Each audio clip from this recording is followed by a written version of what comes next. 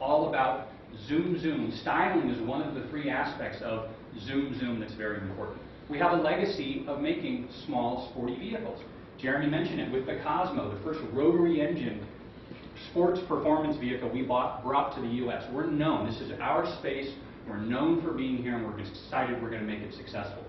We've already been successful in this space elsewhere around the world. The very car you will drive today was voted 2008 Car of the Year, named at the New York Auto Show in 2008. This car went on sale in Europe, Asia, and Australia in 2007. So shortly thereafter, awards started coming in, and now I think we're over 50 international awards. It's been named Car of the Year in over 20 different countries around the world. So a very well-regarded vehicle that is now ready to make its debut in North America. So, in product planning, in any company, right, let's be honest, we're in the business to make money. So how are we going to make money in this segment? Well, we think there's an opportunity in the B-car segment. We're going to talk about the opportunity, why Mazda should take advantage of this opportunity, and who the competition, who else is trying to take advantage of this opportunity.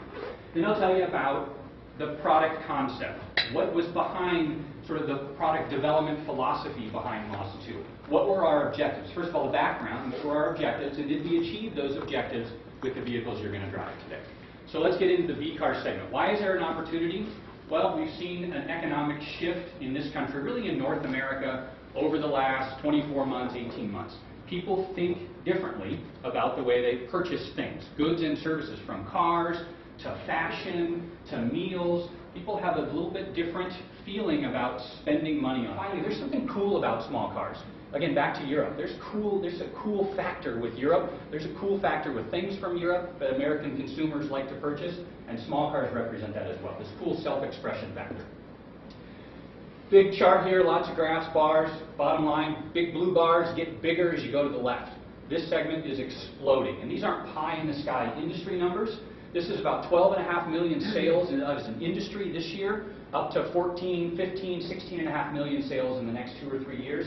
This segment is going to double 2 times, 500,000 sales to over 1 million sales in the next 24 months. If any time is the right time to be in the segment, it's right now. Some of you, familiar with European products, familiar with Mazda, why didn't we launch this car in 2007 when everybody else was getting in the segment? You know what, we're actually ahead of the curve. We're getting in right at the right time to take advantage of this exploding segment.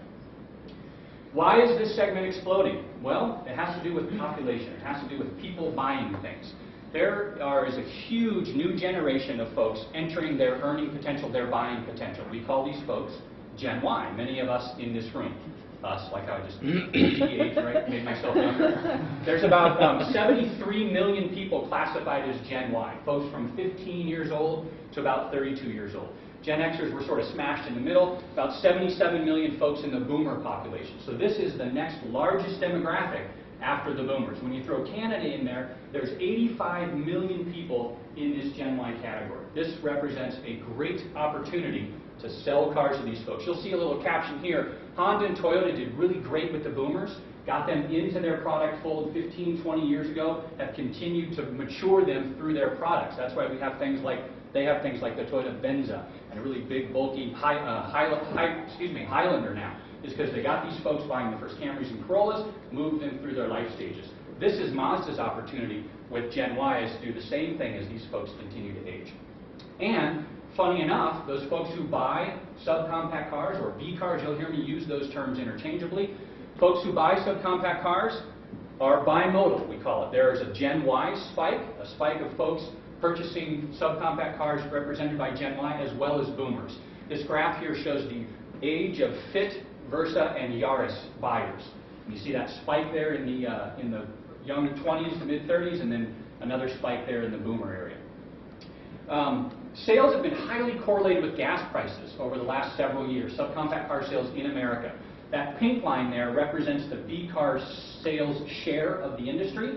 The blue line represents fuel prices. So as fuel prices go up, sales go up. As fuel prices come down, sales come down. We saw a really big increase in sales and fuel prices in the early 2000s. That kick in the pants I mentioned in July of 2008 was sort of the shock. Yes, we've seen fuel prices come back down, but you know what? Demand for B cars has continued to increase. And in the future, Fuel is forecasted to continue to increase, and B-cars is forecasted to continue to increase in the future as well.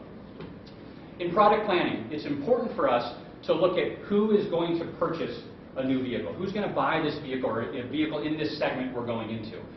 Because we don't want to cannibalize from our existing cars, right? We don't want to start overlapping a lot of different vehicles, just sort of neutralizing our product lineups, appealing to the same people, just offering a couple different products that overlap each other a lot. So we look at this thing called inflow. Where are these people going to come from to buy this new car we're going to offer? And in the subcompact car segment, inflow is from the highest percent of inflow is from people who did not dispose of a vehicle or are purchasing a vehicle for the first time. So 20%, 1 out of 5 people buying a subcompact car either didn't get rid of a car or it's their first car. So it's their first car, or maybe someone's buying a vehicle for them as they reach the driving age. And then it's also important to look at where do they go after they've had that V-car experience. Do they go to a segment we currently have vehicles in? Because if they do, then that whole strategy I mentioned a few slides ago about moving with them as their life stage changes, well, the outflow for subcompact car right here, this segment, compact car means subcompact car on this graph here. 28% of people purchase another subcompact car. Great for loyalty, great for retention. 25% of them go on to buy a small car. Anybody know of a small car that Mazda makes that's really successful? Right? Mazda2 also recently been awarded ALG's highest residual value in the segment. Funny enough, down here, 14% buy a small SUV. Do we have a small SUV that's real appealing and does really well as well? Absolutely, CX-7.